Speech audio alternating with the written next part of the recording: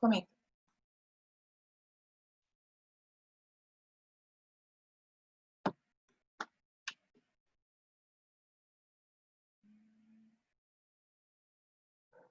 Bueno, en primer lugar querría presentarme. Hace solamente 10 años yo era estudiante en la universidad en la que actualmente soy docente, en la Universidad de Jaén. Jaén está situado al sur de España. Como pueden ver, mi filosofía de didáctica no ha cambiado mucho. En 2009 aprendía jugando y actualmente en el curso 2019-2020 igualmente sigo abogando por la importancia del aprendizaje mediante el movimiento y la motivación y aprendizaje emocional. Por lo tanto, gracias al grupo AFAES, al Ministerio de Educación, Cultura y Ciencia de España y a la Universidad de Jaén, hoy por hoy estoy aquí donde estoy. Si esta presentación fuese presencial, que por motivo de la pandemia no puede ser así, me hubiese gustado comenzar con una actividad, un active break, por ejemplo, 10 elevaciones de rodillas. ¿Por qué? Porque el movimiento, además de ser vida, es aprendizaje. Como ya ha comentado la compañera Juliana, soy especialista en aprendizaje en jóvenes con dificultades de aprendizaje, más concretamente en TDAH, aprendizaje en niños con trastornos por déficit de atención y o hiperactividad. Para aquellos que no tengan mucho conocimiento sobre este tipo de trastorno, indicarles que es un trastorno del desarrollo neurocognitivo y está caracterizado por tener un patrón persistente de inatención y o hiperactividad e impulsividad. Esto normalmente puede interferir en el funcionamiento y en el desarrollo de las capacidades sociales, académicas e incluso más adelante en las laborales. De acuerdo. Entonces, ¿esto qué nos influye a los docentes? Pues podemos tener niños y niñas con un comportamiento hiperactivo y compulsivo, además de tener un déficit de atención durante las sesiones que tengamos dentro de nuestro aula. Además, estos jóvenes pueden presentar problemas de sueño y altos niveles de somnolencia, así como un bajo rendimiento motor y cognitivo. E incluso sabemos que la actividad física, además de mejorar la salud y mejorar el rendimiento cognitivo, también mejora el sueño. Por lo tanto, una vez que ya conocemos el diagnóstico de estos niños, que podemos darnos cuenta que son hiperactivos porque pueden destacar que son olvidadizos, en clase suelen olvidar el estuche, la agenda, no anotan las actividades, son desorganizados y tienen toda la mesa revuelta, son inquietos en clase, continuamente quieren ir a la pizarra, quieren sacar punta, o tienen una conducta disruptiva con los compañeros, incluso con los demás docentes. También son excesivamente habladores porque tienen una energía extra que tienen que estar activos y estar hablando con unos compañeros y con otros. Y no solamente distraen ellos, sino que también distraen a los demás compañeros y compañeras. La prevalencia mundial del trastorno TDAH es aproximadamente de un 5%, sin haber diferencias en edad. Es decir, tanto niños de primera infancia como adolescentes suelen tener un diagnóstico precoz, con suerte, anterior a los 6 años, y para que sean diagnosticados TDAH deberá estar presente este trastorno en los tres ámbitos, en 2 de los 3 ámbitos principales de un niño o niña, que sería el escolar, el familiar y el social. También muy importante destacar que la prevalencia es 3 veces superior en chicos que en chicas. Y ahora sí, ¿qué tiene un niño TDAH o una niña TDAH que no tiene un niño con desarrollo normal cognitivo? Bueno, pues como pueden ver en esta imagen, en realidad esta está extraída de un vídeo en el que se muestra perfectamente cómo van desarrollándose las diferentes partes de la corteza, el córtex prefrontal, lóbulo temporal, todo se va desarrollando con la edad. Bien, pues los niños TDAH que están en la imagen de la izquierda pueden ver que tienen un desarrollo más lento. Esto puede afectar, por supuesto, a la adquisición de aprendizaje, al desarrollo de las funciones cognitivas e incluso al aprendizaje emocional. También con una electroencefalografía podemos ver que el sujeto que tiene un TDAH diagnosticado tiene un nivel dopaminérgico mucho menor que el que no, viendo el TDAH en la fotografía de abajo del estudio de Hillman a la derecha. Por lo tanto, en el manual de DSM-4, perdón, sí que se hacía una diferenciación entre los 3 tipos de diagnóstico. Teníamos los inatentos, que mayoritariamente eran chicas y tenían un alto impacto académico. Teníamos los hiperactivo-impulsivos, que en su mayoría eran chicos y sobre todo reflejaban una hiperactividad y agresividad en clase. Y luego teníamos el TDAH combinado, que tenía tanto hiperactividad como impulsividad. Actualmente, en el nuevo manual de SM5 no se hace tal diferenciación, algo que podría ser cuestionable, pero no estamos aquí para ello, estamos aquí para solucionar. Entonces, si ya sabemos que la salud es buena, tenemos 3 opciones. El movimiento puede ser utilizado como un tratamiento o para ayudar a este tratamiento. Podemos hacer que estos chicos y chicas estudien sin parar hasta conseguir los contenidos y los objetivos que nos planteamos en clase, o podemos tratar mediante medicación. Indicar que la medicación más común en este tipo de escolares suele ser metilfenidato, que es un derivado de las anfetaminas, con todos los efectos secundarios que ello conlleva. Por lo tanto, ¿el movimiento podría ayudar a aprender? Es la pregunta que desde hace varios años nos hacemos los investigadores. Pues está muy demostrado, señores y señoras, que la educación física puede ser el mejor aliado para estos jóvenes y a estas familias en general. ¿Por qué? Porque mejora el rendimiento cognitivo, ayuda a mejorar el aprendizaje, hacer un aprendizaje, como decía Snitch, un body learning, hacer un aprendizaje encarnado con el movimiento principalmente en escolares que son de carácter kinestésico. También, por supuesto, mejora la salud, no solamente la condición física, también mejora las capacidades físicas, también puede mejorar la disminución de asma, ya veremos también la mejora de la cantidad y la calidad del sueño, por supuesto el comportamiento, no solo por el mero hecho de practicar actividad física y que sus niveles de actividad estén más bajos, todo lo que conlleva la regulación de niveles de cortisol, los niveles de endorfinas, sino que también cuando aprendemos deportes, esto conlleva un aprendizaje de valores y también una socialización muy importante. Y por supuesto, todo mejora de la mano el rendimiento académico, que parece ser que tristemente es lo que en los últimos años más importa. Igualmente, si estuviésemos en una charla presencial, me gustaría que siguiésemos haciendo un poquito de ejercicio, pero dadas las circunstancias, y no sé por allá, pero aquí en España estamos a 40 grados en Jaén, creo que no sería la mejor idea actualmente, siendo aquí las 9 de la noche, hacer jumping jack. Por lo tanto, vamos a seguir con la presentación sintiéndolo mucho. Actividad cerebral. Ya sabemos la liberación de dopamina y noradrenalina, que mejora el encéfalo y mejora la actividad cerebral, por supuesto, al ser neurotransmisores. Sabemos que los chicos y chicas TDAH tienen un déficit de neurotransmisores, pues si aumentamos el nivel de neurotransmisores, es obvio que mejora el rendimiento cognitivo. Y por supuesto, las propias mejoras biológicas. La estructura cerebral, el lóbulo frontal y temporal, ayudando al control de la conducta y la memoria. Y por supuesto, el lenguaje, la adquisición del lenguaje, atención, a tener una atención sostenida y una atención más prolongada en el tiempo, con menor nivel de interferencias e inhibición más notable. Y por supuesto, el movimiento, lo que ayuda el movimiento a estos escolares. Aquí pueden ver algunos de los últimos estudios que una vez más nos indican la importancia que tiene la actividad física en estos jóvenes.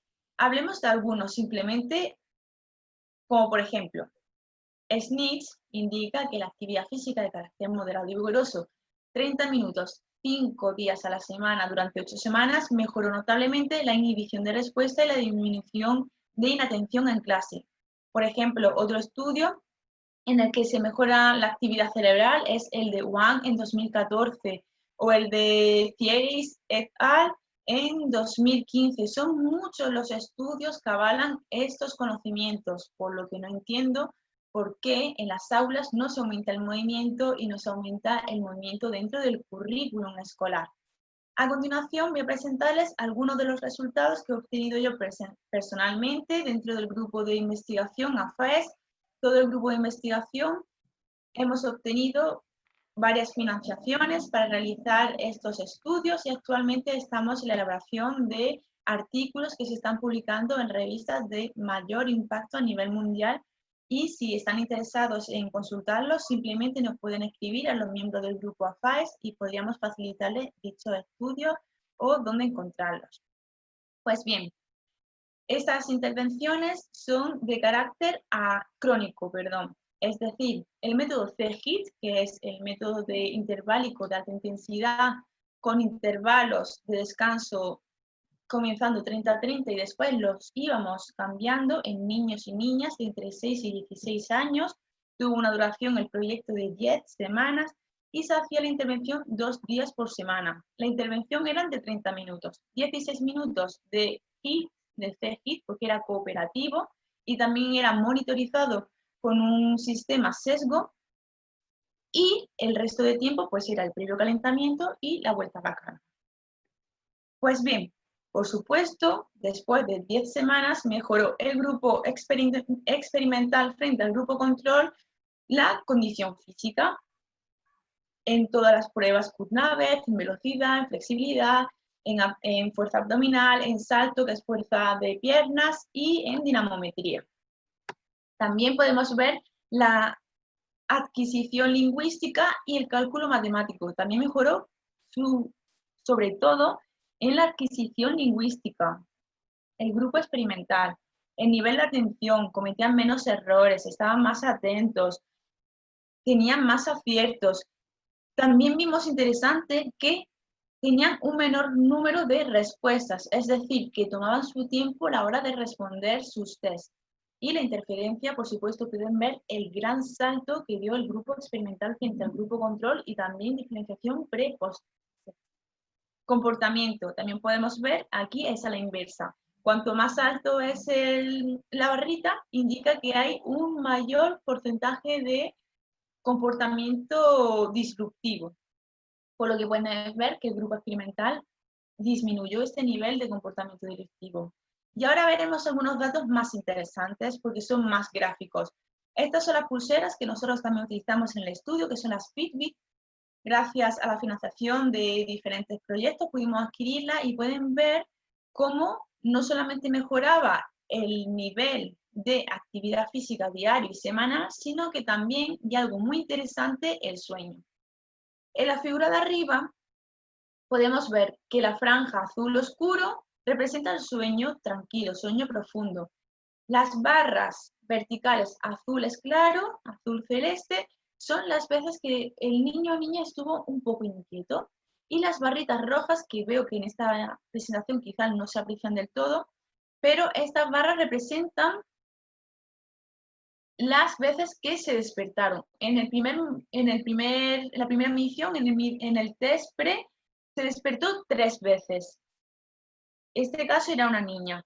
Vemos que se acostó a la misma hora, se levantó a la misma hora. La hora de sueño fueron aproximadamente las mismas, unas 7 horas de sueño, pero en la medida post no se despertó ninguna vez y podemos ver que su sueño era mucho más profundo, teniendo una zona REM perfecta en el centro. Aquí algunos de los estudios en los que hablamos más profundamente sobre los resultados de diferentes estudios que trabajan con diagnóstico TDAH y la importancia del movimiento dentro de la vida diaria de estos jóvenes y también algunos de los resultados.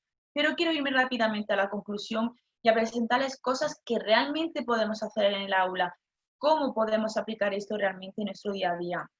Por ejemplo, la incorporación de programas de mayor duración de 6 semanas, porque si queremos ver un efecto crónico, que está visto que a nivel agudo sí que se tienen muchísimas mejoras, pero a nivel crónico las mejoras no solamente se mantienen, sino que aparecen otras mejoras como por ejemplo en la creatividad, en la inteligencia emocional, en las inteligencias múltiples, que a nivel agudo no se observan.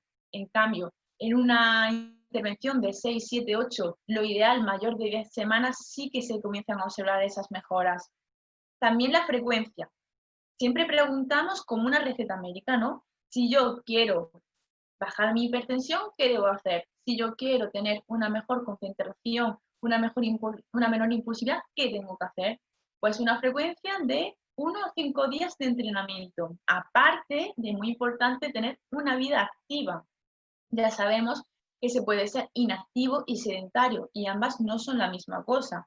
Debemos de ser físicamente activos y además tenemos que hacer nuestros entrenamientos para mejorar todo este bagaje de beneficios que aporta el ejercicio físico. La duración, pues depende del tipo de ejercicio que hagan. Aproximadamente entre 30 y 90 minutos. Si optan por un PGI, como es el que proponemos desde el grupo AFAES, un entrenamiento cooperativo monitorizado, cuando ya tengan una conciencia del entrenamiento puede ser no monitorizado, porque sí que es cierto que suele ser incómoda tener la banda y más en los más pequeñitos, que sea interválico de alta intensidad. Con 30 minutos es suficiente, pero si optan por un ejercicio de carácter moderado y vigoroso, deberían de optar a los 50-60 minutos. Y si es moderado o de low intensity, debería de aumentar ya hasta 90 minutos de entrenamiento. Siempre dirigido, por supuesto, con los especialistas que tienen, ya que son graduados o están en proceso de obtenerse de título. Es muy importante que tengan conocimiento de todas las variables que pueden influir en el entrenamiento, evitar lesiones e ir individualizando, variando los estímulos. Ya ustedes saben cómo hacerlo. Ahora, ¿qué tipo de actividades están demostradas científicamente, publicadas por diferentes autores que son beneficiosas? Pues bueno, tenemos la carrera. Hay muchos estudios que sí que son de efecto agudo, que utilizan un tapiz rodante o un cicloergómetro, porque es algo que podemos controlar la temperatura, la humedad, la intensidad perfectamente, incluso el consumo de oxígeno. Y el intercambio gaseoso. También podemos calcular los MET. Entonces se usa mucho a nivel científico por un tapiz rodante o un cicloergómetro. Por supuesto que es muchísimo mejor salir por el campo o salir por alguna zona controlada para correr o para hacer ciclismo. Por supuesto, la práctica deportiva como la natación, uno de los deportes más completos, como ya sabemos, y aquí una nadadora no puede decir lo contrario, el tenis de mesa o actividades combinadas.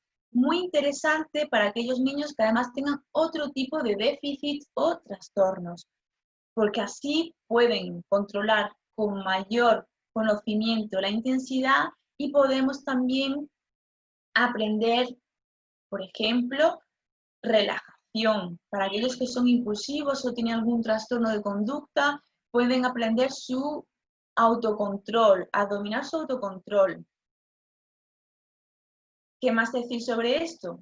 Que la actividad física, por supuesto, que se asocia positivamente con el rendimiento académico, que no solamente podemos estar estudiando, estudiando y estudiando, sino que tenemos que movernos. Y nosotros los docentes somos los primeros que lo hacemos mal. Cuando tenemos esas fechas de entrega de memorias, esas actas interminables, pasamos tantas horas sentados que comenzamos a tener problemas de cervicales, problemas de espalda. Debemos de movernos.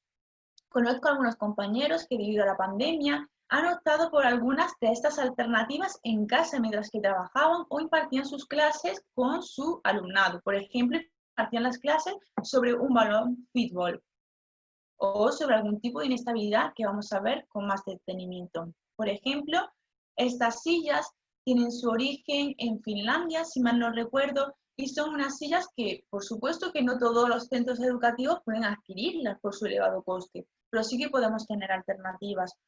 Unos pedales viejos, por ejemplo, que tengamos por casa, los podemos poner en los jóvenes, y más si esta pandemia continúa y debemos devolvernos a dar clases en casa. También, como pueden ver a la izquierda, los pedales, también podemos tener taburetes inestables. Son fáciles de construir creando cualquier tipo de inestabilidad en un taburete que tengamos por casa. Aquí tenemos uno de los ejemplos de los estudios que les comentaba. También tenemos estos cojines que son muy económicos y podemos utilizarlos no solamente en el suelo, sino en cualquier silla o en cualquier lugar en el que queramos estar trabajando. Y por supuesto, siendo docentes de educación física, no podemos olvidar los muchísimos recursos que tenemos en clase, como pueden ser los conos, pueden ser balancines, pueden ser gomas elásticas, una goma elástica, o incluso yo he llegado a hacerlo con medias ya rotas de, de casa, las medias de las mujeres o los hombres quienes utilicen medias o calcetines largos, colocarlos en las patas de las sillas, incluso poderle poner pelotas ya viejas de tenis o de tenis de mesa, o poderles poner incluso algún tipo de tiritas hacia abajo, si están descalzos, o sea, y así también podemos estimular a los más pequeñitos con todas las diferentes texturas que pueden manipular con sus pies. También una alternativa, que sí que se utiliza, por ejemplo, mucho también en Suecia y en todos los países de Europa del Norte, es trabajar sentado. Si alguna vez han ido allí, yo he tenido la suerte de tener alguna estancia por Finlandia y sí que es cierto que tanto las sillas como las mesas eran totalmente autorregulables, podían subirlas hasta 1,5 metros y bajarlas hasta ras de suelo casi. Entonces esto facilita el que nosotros podamos retirar la silla, subir la mesa y poder trabajar de pie como si estuviésemos en una barra de par. También tenemos estas alternativas, sobre todo en las aulas de infantil y primeros ciclos de primaria, que aquí en España es de 6 a 8 años el primer ciclo de primaria, ya sé que aquí tienen primaria creo que hasta los 8 años, infantil aquí en España es desde 3 hasta 6, podría decirse. Entonces, toda esta franja de años que sí que tienen estas clases tan chulísimas, y yo he tenido la suerte de verlas en directo, estas clases aquí en España, porque también hay muchos colegios de educación natural, tipo Montessori, que tienen espacios libres, tienen espacio de cuentacuentos, con cojines, con hamacas, con, con puff, y entonces no solamente están controlando su tono muscular, sino también tienen la posibilidad de tener un libre acceso por el aula.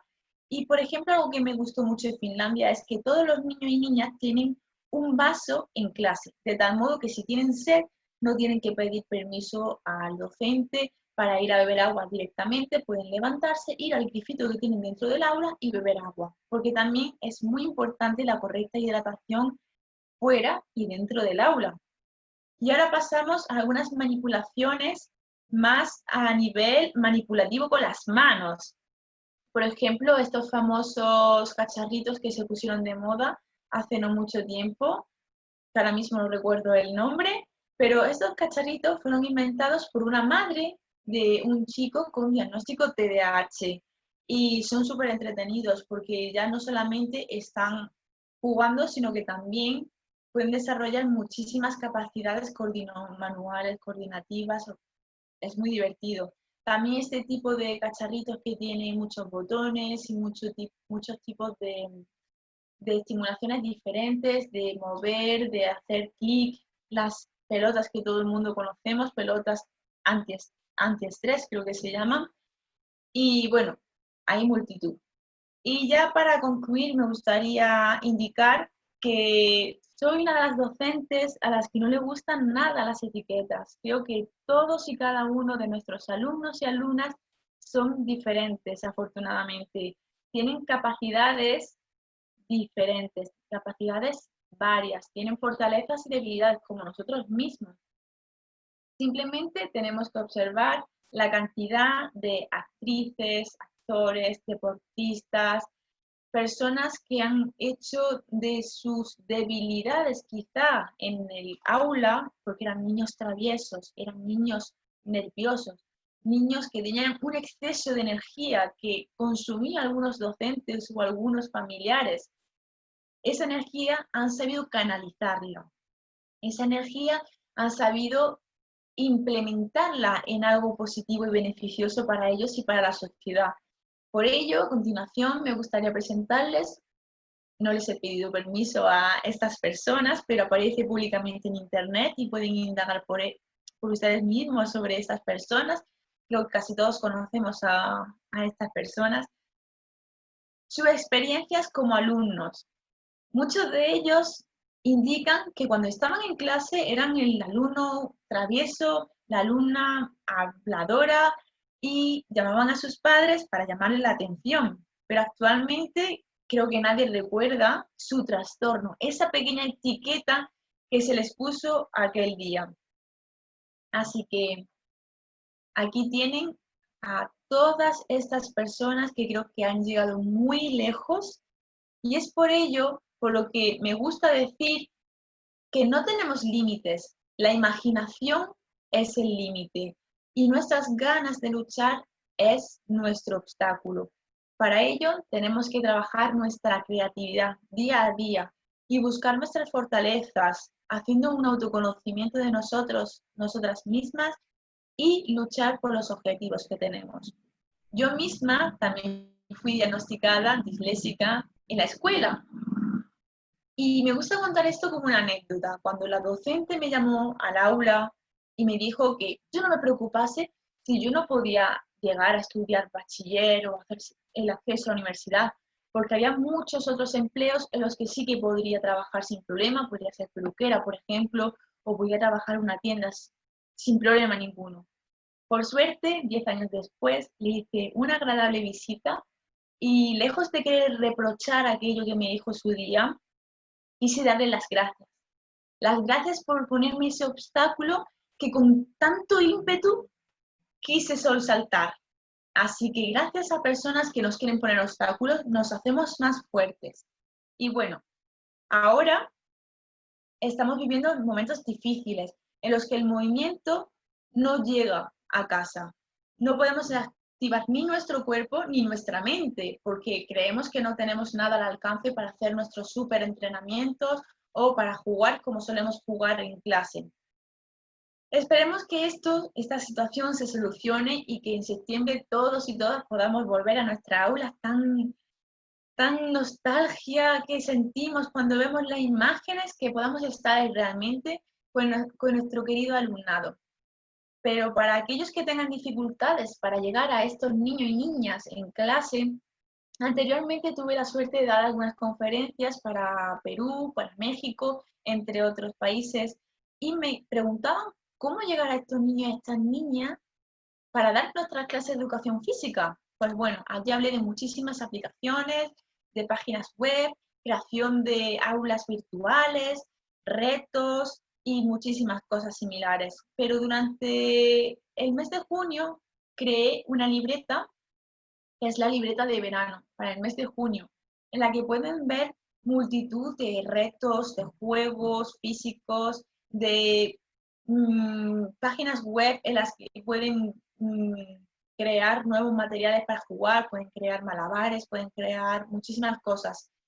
Pero con muchísimo cariño quiero presentar la última libreta que saldrá ya mañana. Es gratuita, de descarga totalmente libre y pueden consultarla tanto en mi Instagram, Facebook, Twitter, el blog personal que tengo, por cualquier lugar o me escribo un email y yo se la haré llegar porque me preguntaban los docentes que para aquellos niños y niñas que no tienen internet a su alcance, está muy bien que digas que sí, que la actividad física aumenta la actividad dopaminérgica, la sinaptogénesis, todo, todo. Es que la actividad es salud, la actividad física es lo mejor que tenemos como docentes de educación física.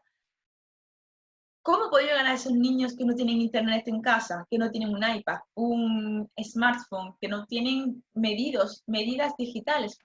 Pues bien, hemos creado esta libreta entre más de 20 docentes de diferentes especialidades en la que ya solamente no aparecen retos y juegos activos, sino también aparece el método PAC, aprendizaje basado en el movimiento incluido dentro del currículum escolar.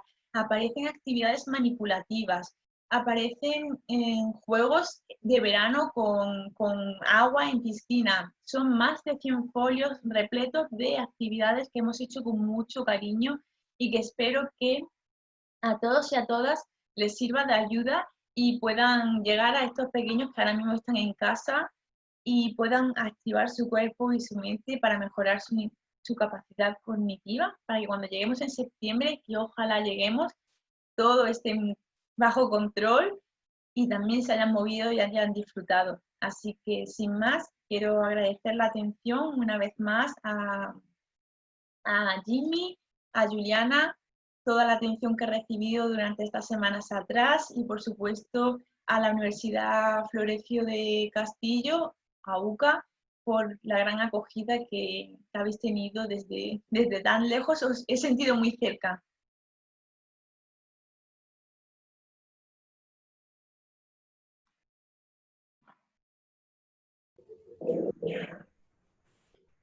Muchas gracias, Sara. Bueno, tenemos una pregunta por acá. Consulta Pamela Corrales. Sabemos que los niños con trastorno con déficit atencional e hiperactividad casi siempre realizan un deporte para bajar sus niveles de energía, mejorar su nivel de socialización y concentración. Pero ¿cómo saber no saturar a un niño o niña con mucha actividad? He visto algunos que están hasta en 3 disciplinas y además clases con psicopedagogas, terapias de lenguaje. Sí, una pregunta muy interesante, Pamela. De hecho, los trastornos TDAH se suelen tratar principalmente con tratamiento farmacológico, tratamiento conductual y también actualmente mediante psicología en la que siempre se receta, si me permiten este término, actividad física. Porque sí que es cierto que muchos niños son muy enérgicos y no solamente les basta un deporte, dos, tres deportes. Si son nerviosos, simplemente necesitan crecer y saber qué es lo correcto y qué no es tan correcto. Y ya ellos, con el paso del tiempo, como ya veíamos en el vídeo en el que íbamos viendo el desarrollo cerebral, como el corte prefrontal iba adquiriendo una mayor densidad, la materia gris también iba teniendo una mayor densidad y una mayor vascularización sanguínea, porque claro, el deporte aumenta la vascularización sanguínea y toda la formación de botones neuronales, pero la energía que tenemos se puede gastar mediante actividad física o incluso con manualidades o incluso con los videojuegos. Por eso una de las últimas líneas de investigación que hemos añadido en el grupo de investigación AFAES ha sido los de los Excel Games, porque también muchas veces es difícil dar con el deporte que realmente le gusta a estos niños y estas niñas. ¿Le gustan los videojuegos? Pues si son videojuegos activos como Pokémon Go, tenemos publicado un artículo muy interesante sobre Pokémon Go, o también videojuegos como Harry Potter, que salió este año también, que les obligan a moverse por la zona, o incluso otros tipos de videoconsolas como la Nintendo Switch o similares. Creo que es la herramienta ideal, porque si ya no pueden estar tanto deporte, en casa pueden estar, y si les gustan los videojuegos, creo que sería una muy buena alternativa. Ok. Nos pregunta Juan Manuel Catavian, ¿se recomienda un entrenamiento personalizado además del deporte que se practique? Juan Manuel, lo primero que tenemos que hacer es saber el diagnóstico concreto que tienen estos niños y niñas. Muchas veces no están diagnosticados, es cierto. Simplemente decimos los docentes, este niño es nerviosito o esta niña es nerviosita. No se queda quieto en la silla, está todo el tiempo sacando, afilando el lápiz o yendo a por agua o hablando al compañero de al lado. Estos niños y niñas, primero, lo ideal sería practicar un deporte, por supuesto, porque tienen muchos compañeros y trabajan mucho a nivel social. Y bueno, y quién sabe, a lo mejor tenemos un Usain Bolt y no lo sabemos, o un Michael Phelps y desconocemos las capacidades que tienen. Si tenemos la posibilidad de ofrecerles el practicar diferentes deportes hasta que se fascinen por uno, sería lo ideal. Pero sí, como decía nuestra compañera anteriormente, Pamela, es que tienen muchísima energía, están federados, hacen los entrenamientos y tienen un extra.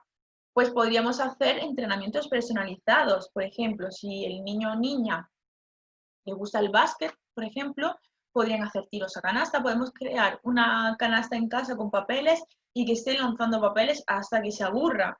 O de diferentes formas, con los ojos cerrados hacia atrás, crear juegos. Ellos mismos, normalmente, estos niños y niñas suelen tener una creatividad increíble. Deberíamos de dejarles fluir esa creatividad y saber que ellos son libres de hacer lo que quieran, guiados por los adultos, y no imponerles nosotros el tipo de entrenamiento, el deporte que deben de hacer.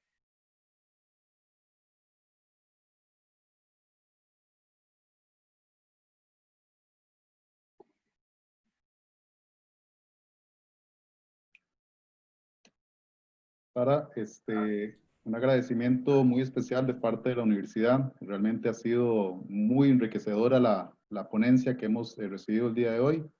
Vamos a verificar si no tenemos alguna otra pregunta por acá. Creo que sí tenemos más preguntas, ¿verdad, Julie?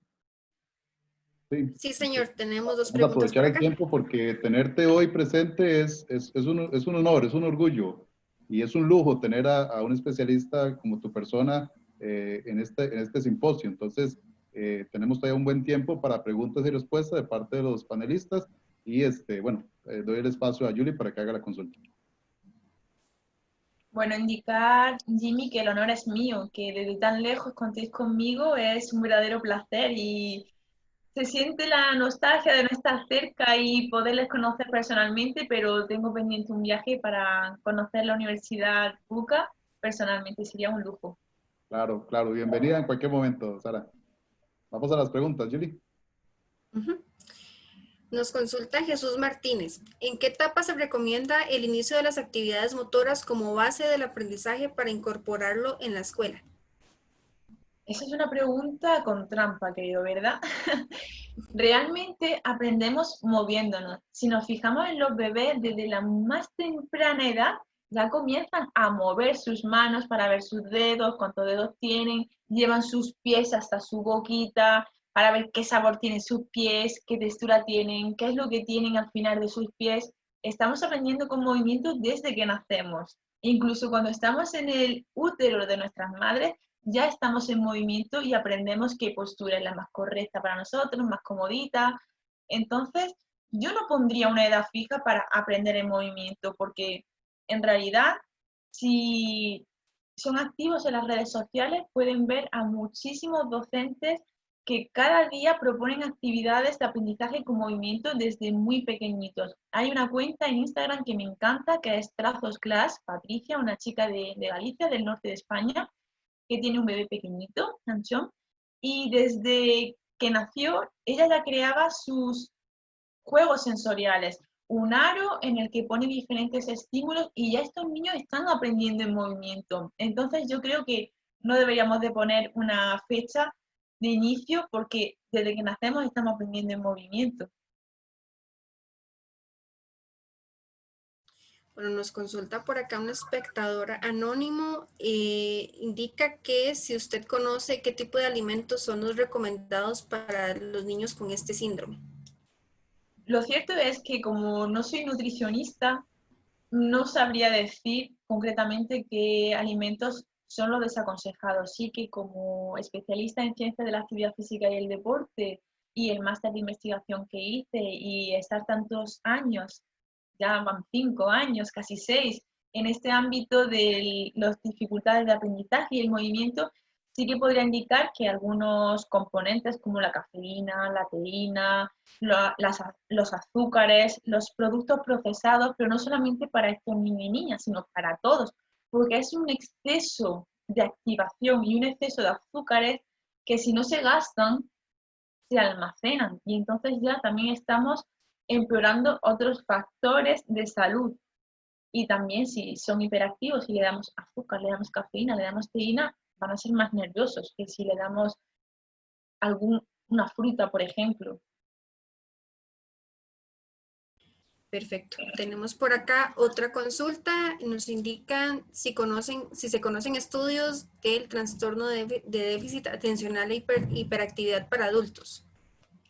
Sí, de hecho, el año pasado estuve en un congreso sobre el TDAH, un congreso en el que hubo panelistas increíbles a los que siempre estaré agradecida por lo muchísimo que aprendí de ellos.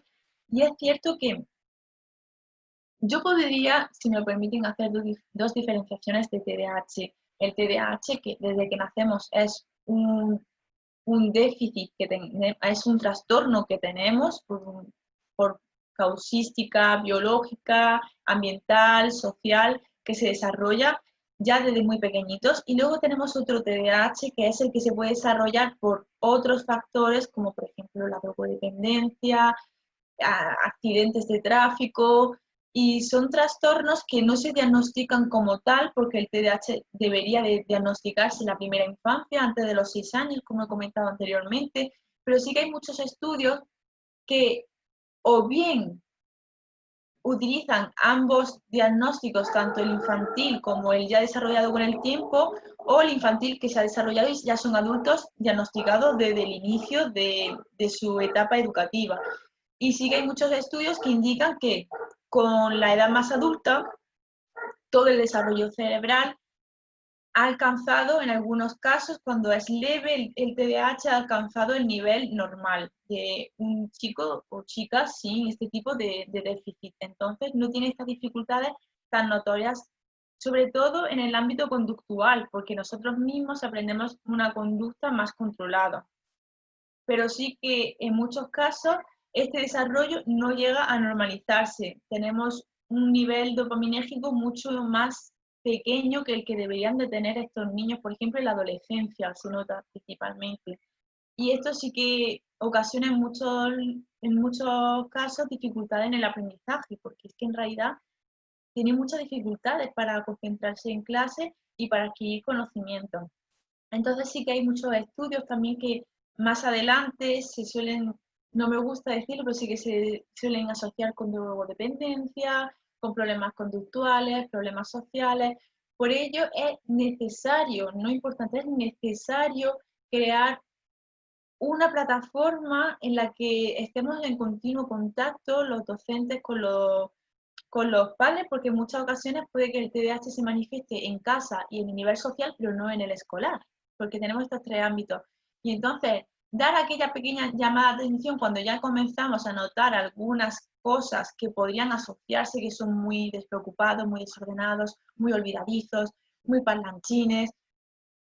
Puede ser que simplemente sean niños que tienen mucha energía, o puede ser un niño o niña que realmente tenga TDAH, y ya deberíamos hablar con el psicólogo, el logopeda, y comenzar a tratarlos desde pequeñitos, porque si estos tipos de dificultades no son tratadas desde la primera infancia, pueden desarrollar en algunos factores muy negativos en la adultez.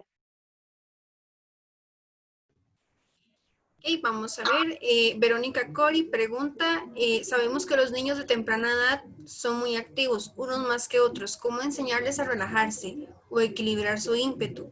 Tengo un pequeño de 2 años que no para y busca una y otra actividad por hacer. Claro, Verónica, cuando son pequeñitos es muy difícil, es cierto, decir, ¿este niño tendrá algún tipo de TDAH o simplemente tiene una energía que todos admiramos? Porque yo realmente voy a algunos centros escolares y le pregunto a las mamis, ¿pero qué le dan por la mañana para comer? Porque tienen esta energía que yo al mediodía ya estoy cansada y no puedo más con mi cuerpo. Pero ellos siguen corriendo, corriendo, saltando, jugando, trepando en un árbol. Es envidiable esa energía. En muchos casos simplemente son niños que tienen muchísima energía y deben disfrutar de ella porque van a aprender muchísimo. Van a aprender a correr y a caerse y a levantarse, van a aprender a trepar árboles, van a hacer muchísimas cosas y su creatividad va a seguir desarrollándose porque no van a tener límites, porque no los alcanzamos. Pero sí que es cierto que ya un poquito más grandes, con 4 añitos, sí que debemos de estar atentos si simplemente son muy enérgicos o realmente son muy desatentos, desordenados, tienen un patrón persistente de impulsividad y de agresividad.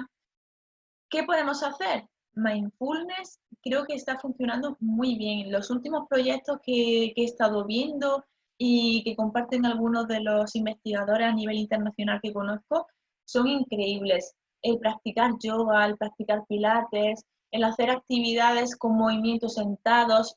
Una vez que ya se han sentado, si tienen un extra de energía, pueden utilizar actividades manipulativas, actividades con plastilina, con los slime que están de moda, los muelles, actividades manipulativas, si ya tiene 2 añitos, diferenciación de formas, de meter canicas por el agujerito, sacar pañuelos.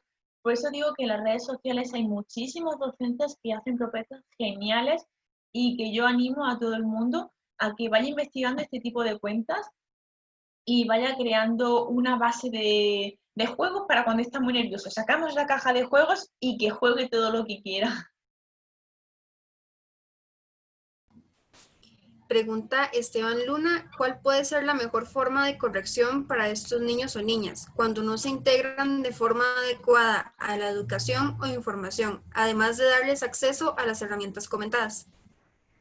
Claro, Esteban, vemos que una de las peores estampa que nos encontramos cuando llegamos recién a un centro es ese niño que es nervioso y está aislado. ¿Por qué está aislado?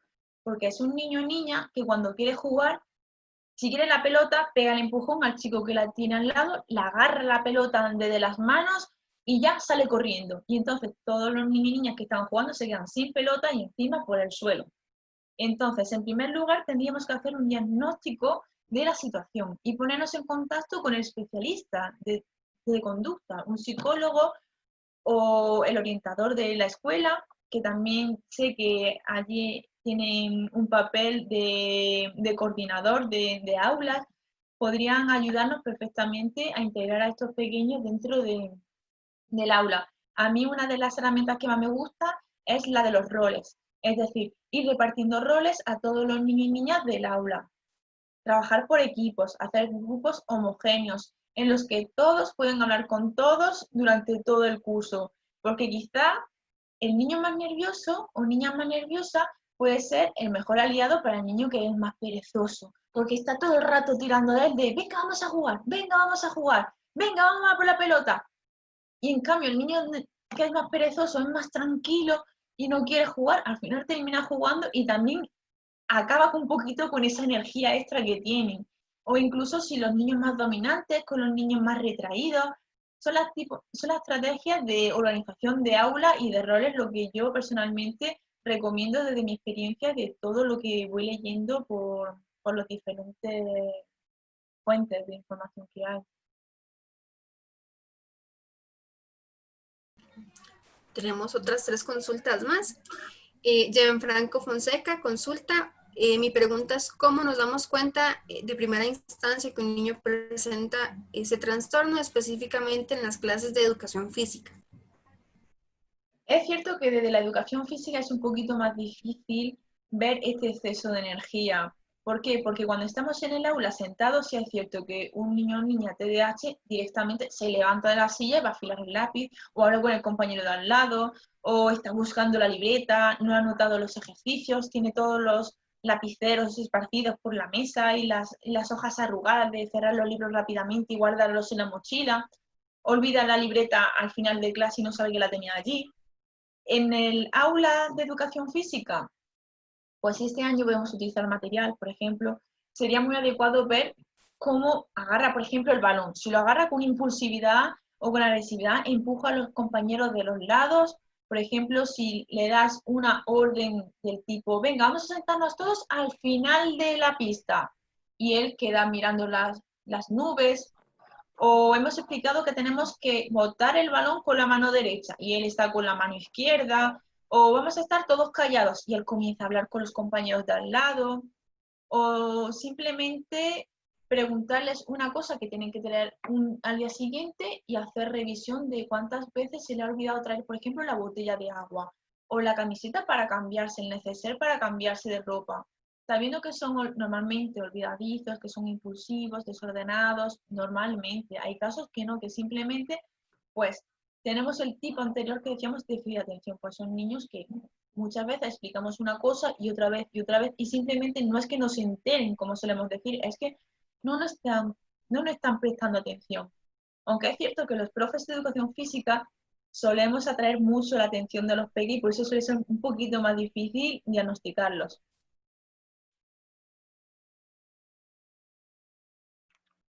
Bueno, Sara, realmente muy agradecidos. Tenemos, creo que una consulta acá nos está haciendo la vicerrectora académica de la universidad, doña Sonia Solano. Entonces, ella está dentro del grupo de panelistas. Le pediría tal vez si puede abrir la pantalla y abrir la cámara, perdón, y abrir su micrófono para hacer la consulta. Un lujo.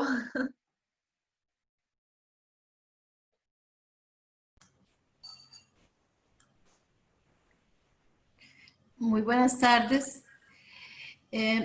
Conozco un caso de niño con medicación por el trastorno de déficit atencional, pero además tiene diagnosticado una depresión infantil o juvenil, tendrá 12 años. ¿Podrá sustituir el ejercicio, la actividad física, esta situación de la medicación? o necesariamente debe mantenerse medicado además de hacer actividad física? En primer lugar, Sonia, un placer estar aquí, muchísimas gracias y todo un honor para mí que una persona a la que admiro literalmente, por igual que al profesor Jimmy, para mí son personajes que tienen un recorrido admirable realmente.